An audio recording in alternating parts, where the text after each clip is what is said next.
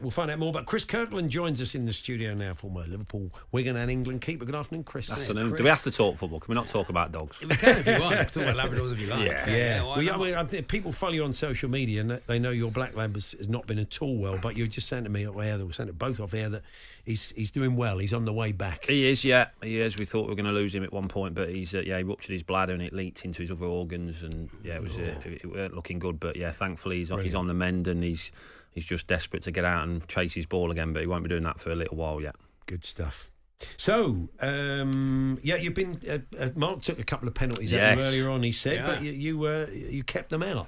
I should do, to be fair. The goal's not that big, and I'm quite big. But yeah, he was. I wanted to let his in. Obviously, Leicester, being a Leicester lad, obviously what he did with Leicester winning the Premier League, even though I'm a Liverpool fan, but yeah, he's a lovely lad, and yeah, wish him all the best now. He's just at that stage now where he's undecided, obviously, what he's going to do next and who he's going to sign for and stuff. And we've all been there. And I just said, listen, if you want to, play as long as you can, because I certainly, I retired too early through mental health, and it probably cost me 5 years of my career, which I still think about every single day now. Yeah. So, but listen, it's his choice, and I'm sure he'll do what. But I'm sure he's going to have a lot of suitors. I mean, I can imagine, knowing what you know now, you probably would have gone off to seek help, and you would have carried on playing, wouldn't you? It's a different environment now. It wasn't that long ago that you packed up. No, I mean, 8 years, 2016. So yeah, but I wish, you always say that, don't you? I wish I'd have knew back then what you know now. Yeah, of course. It's probably the best saying ever and the most truest saying as well. But yeah, you get to that point in your career. But I think if you can play as long as you can do, it's a little bit easy to take. Retirement's hard. Yeah. When you've done something your whole life, and all of a sudden it's not there, and it might not hit you at first. It might be a few months down the line, but then all of a sudden something you've done all your life is not there. It's a massive, massive void, and I know we've spoke about it many times, and a lot of programmes do. You've got to try and find something that fills that void and fills that time. Yeah, and most of the time in a lot of cases that's kind of good things, but not always. It can be destructive things as well. It can, yeah, obviously, yeah. I mean, and that can start during your career as well. Yeah, I did during mine with a painkiller addiction, but yeah, there's obviously afterwards. I think the stats prove it. A lot of ex-footballers get into trouble. Divorce is a massive one with football as well. So you've got to plan, and that's what I tell the young lads now. Not plan for after, even though you're only and youngsters always do it. I've got ages yet. I've got ages. I've got years, but you've been doing stuff through the PFA. You've been going into clubs and talking to players. Not as much through the. So I've done it. I get contacted a lot off players privately, but I do a lot of stuff with the Liverpool Foundation. So I'm proud of the job I do there with them. We're going to a lot of schools, a lot of people and businesses in Merseyside to try and help that way. But yeah, I've spoke to a lot of current and ex-players, and obviously won't reveal any names. But yeah, but as you can imagine, the industry we're in as well, and not just football as well, other sports people. Would you ever see yourself playing 90 minutes vets football, or would that be of any interest to you at all?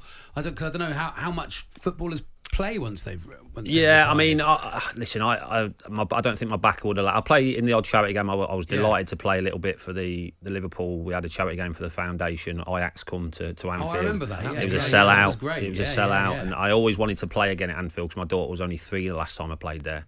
So she's 17 now, so she come to that, and it was lovely to walk out and for her to see me play on Anfield, and being a Liverpool fan and doing the stuff that I do for the club now.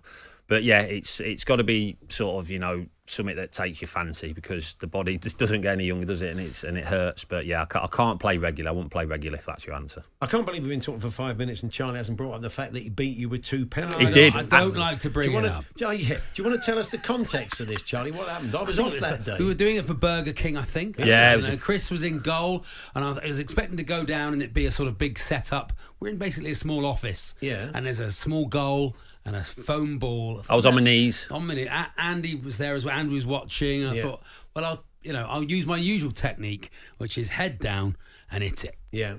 And I did score twice, didn't I, Chris? Very impressive. Thank you, Chris. Very impressive. Yeah, hold my hands up. Finesse, but no finesse. Don't need finesse. Paul, zero finesse. I want to ask you about England. Yeah. When you're a goalkeeper and you're working with your defenders and you're keeping clean sheets and everyone's still booing and saying it's boring, you're doing your job. Is that frustrating? Will Jordan and the defence be feeling frustrated that they're doing their side of the bargain? Listen, we possibly. possibly. But all they can do is do that and then hope the lads obviously further up the pitch score the goals. But listen, I'm not bothered if we play boring and play rubbish and we go on and win it. You know, that's my question to a lot of people. Would you take that now? I would take that to win the Euros, even if it's not that as entertaining. Listen, I get what the fans are saying. I totally understand that. You know, they've paid a lot of money, but the atmosphere at the minute, it's not going to help anybody. No. You know, and that's the fans going to games because they're going to be on edge. And obviously that translates onto the pitch to the players, you know, with my former players' head on. So if we can all sort of just relax a little bit, concentrate on the next game, sing your hearts out like they do, and the players, obviously, listen, they know they need to play better. If we're going to go on and have any chance at all of winning it, they know they need to play better. And we need to find that spark. That spark's not there at the minute, but we're still in it. You know, we've gone through, not pretty, but we're still in it. And as I said, I'd take that all day long to go on and win it, playing bad. I mean, with respect to Slovakia, because they've finished in the same position as the Netherlands, but in some ways, to play a more open game against the Dutch may have been better than playing Slovakia next Tuesday. I get what you're saying, and there's arguments for and against. You know, you could go and win that game, and everyone told you that you could lose it. I would have been better playing the Dutch. So you can't win sometimes. No. But you know, I'd say one thing. I think it was Frank Lampard was saying it about the thing for me, and you mentioned it there with the defence, the balance in the defence. Not having a natural left back is a huge thing. Yeah. You know, you look at all the successful teams over the years. That back four, back five doesn't really change, and it's settled. Left back, right back, your two centre backs. And I think that's been a big issue. Obviously, Luke Shaw not being fit. Hopefully, he might be the latter stage. And I think if he is, I think you'll see a lot more balance. You know, I'd love to see possibly Anthony Gordon starting, Mayner as well. You know, Cole Palmer come on the other day with it and did well. Great, I thought, go forward. I think we've gone back sideways too many times as well. So, but like I said, we're still in it, and we've got to improve a hell of a lot. But let's see what we can do in this next game. Does it affect your distribution as a keeper when you've got a non-natural left back, a right-footed left back there? So from your point of view as a keeper, you notice that, you know. You do, and you notice the balance more than anything else as well. And I think the whole back line will know that as well, and the team as well. And listen, Trippier's done brilliant, but he admits he's not a left back. No. So, but he's done an admirable job for England in as many games as he has played.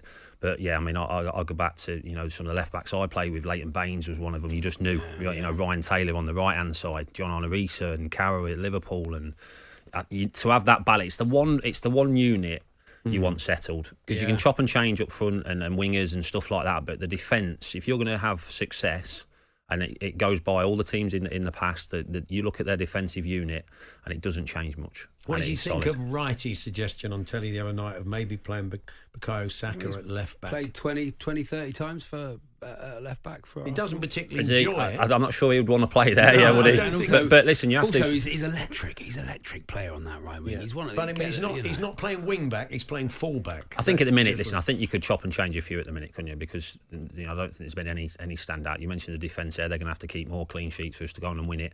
But we've certainly got to score more goals. As I said, I don't really fussed about playing well.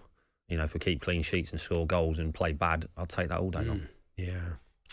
I mean, any other keepers stood out for you so far? I'll be honest, I've just said it through there. I've not watched a lot at all. Really? I've been out walking or doing stuff, and I was like that. People say you must do that, but even when I played, I never would go home and watch games that were on TV. It was just probably should have done more. I might have been a better keeper if I would have done. But I've not watched a lot of it. Obviously, watched the England games and Scotland. My wife's Scottish, so we watched them games as well. Yeah, it's interesting when you meet footballers that. I mean, it's a stupid question. Do you like football? You obviously like playing. Yeah, listen, I go to all the playing. I love going to. I'm a Liverpool fan. I go to the Liverpool games. I take my daughter, but I won't. You know, if there's 3 games on the TV, I won't watch them unless it's probably Liverpool. I will. Yeah. But no, I've always been that way. I mean, I remember I always mentioning Carrow.